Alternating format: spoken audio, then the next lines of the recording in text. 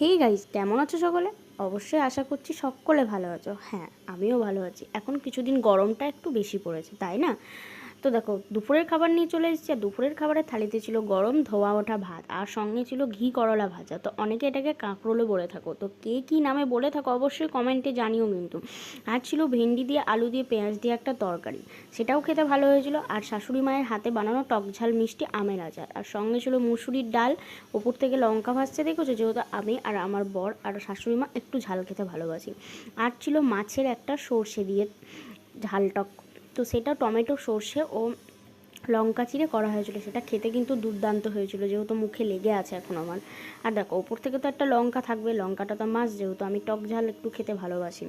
তো দেখো, এইদিকে আমার শ্বশুরমশাইয়ের থালা সাজানো ছিল, আর ওখানে শাশুড়ি মায়ের। তো উনি আমার শাশুড়ি মা সব কিছু থালাতেই নিয়ে নিয়েছিলেন, যেহেতু উনি একটু মাখিয়ে চুকিয়ে খেতে ভালোবাসেন বলে। আর দেখো, আমার থালাটাই কত সুন্দর লাগছে না? তোমাদের দেখতে কেমন লাগছে জানি না, তবে আমার খেতে খুব ভালো লেগেছিলো। তো প্রথমে কাঁকরোল ভাজা দিয়ে একটু শুকনো ভাত খেয়ে নিলাম। তো কেমন লাগলো জানিও।